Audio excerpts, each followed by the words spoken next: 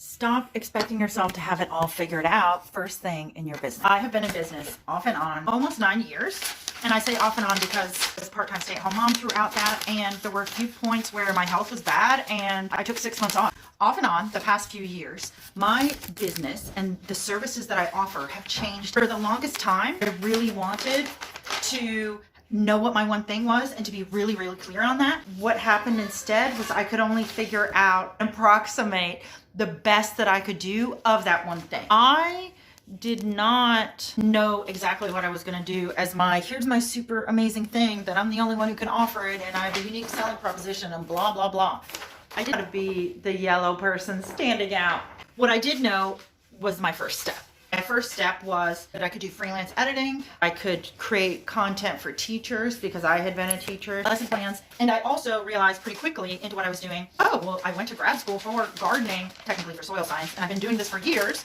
So I could teach people and coach people in that. Started out as a freelancer, moved into organic garden coaching. The more I leaned into it, the deeper I got into it. Within me was this calling of, no, actually go bigger, go broader, work with people more than just in their garden. I'm going through kids. I started exploring coaching people. And from my first coaching session, I started talking about past lives and all of that fun stuff. It took several years for me to hit on where I am now, is intuitive coaching and psychic readings. I only feel like I got there because I let myself follow the evolution of what I was doing and where it was going. Evolution wasn't getting there by just me sitting around thinking about it. And I could show you notebooks full of lists and brainstorming and how will I figure out what to do. It didn't lead me to where I wanted to go.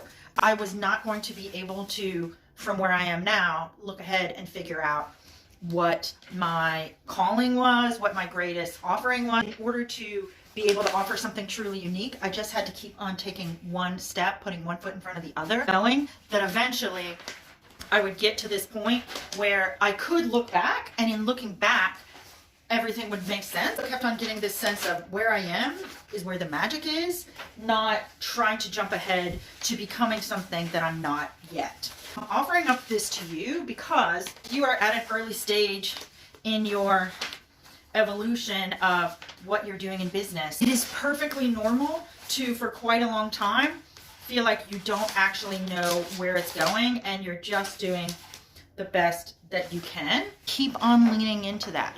And I still, as a garden coach and an early on intuitive coach, I still delivered the highest quality what I could do, but I didn't worry about, is this what I'm going to do forever? Every time I was with a client, I did the best I could, knowing that at a certain point, that would turn into something else.